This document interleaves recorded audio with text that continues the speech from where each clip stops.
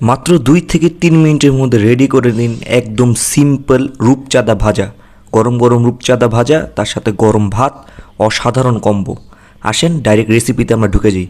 প্রথম হলো রূপচাঁদাটা আপনি নিয়ে নেবেন। রূপচাঁদা যেহেতু আমাদের বড় রূপচাঁদা ছিল, আমরা এটাকে মাছ বরাবর কেটে নিয়েছি।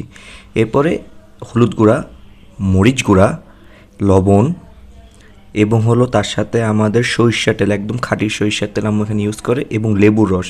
যেহেতু মাছটা ভাজা হবে, তাই আমরা এখানে ভাজার মশলাটা একটু ভালোভাবে নিয়ে নিই। যত ভালো মশলা করবেন আপনার হলো ভাজা মাছটা কিন্তু অতই টেস্টি হবে। এরপর আমরা ভালো মতো মাখিয়ে নিব। মাখার পরে কিন্তু আমরা একটু 10 মিনিট রেখে দিয়েছিলাম, আপনারা চাইলে একটু বেশি সময় রাখতে পারেন। রাখার পর ডাইরেক্ট চলে যাব ভাজতে। আমরা তেল গরম, রেডি তেলের মধ্যে আমরা আমাদের মাছটা ছেড়ে দিই। মাছটা যদি আপনাদের মাঝারি সাইজের হয় তাহলে পুরো মাছটাই ভেজে নিতে পারেন।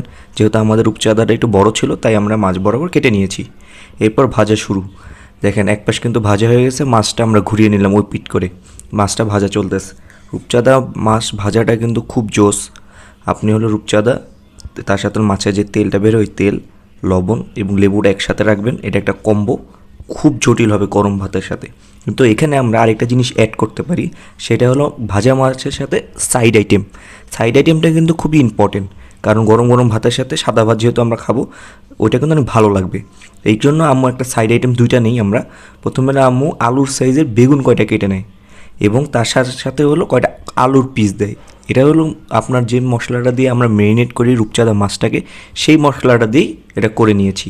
এটা এক সাইডে ভাজবো, এবং আরেক সাইডে আমরা পেঁয়াজের বেরেস্তা বের করব। আপনার হলো মাছের সাথে পেঁয়াজের বেরেস্তা, আপনার হলো মাছের তেল, লেবু এবং লবণ, তার সাথে গরম ভাত, অসাধারণ কম্বো। এবং সাথে আমাদের সাইড আইটেম বেগুন ভাজা এবং আলু ভাজা। এই দেখেন আমরা এই পেঁয়াজের বেরেস্তাটা সোজাসুজি রূপচাঁদা মাছে দিয়ে দিলাম, এবং আমাদের খাওয়ার জন্য রেডি টু ইট ফিশ। আশা করি আপনাদের রেসিপিটা ভালো লেগেছে। লাইক, কমেন্ট, শেয়ার দিয়ে আমাদের সাথে থাকবেন, এবং অবশ্যই রিভিউটা জানাবেন মাছটা কেমন হয়েছে। সবাইকে আসসালামু আলাইকুম।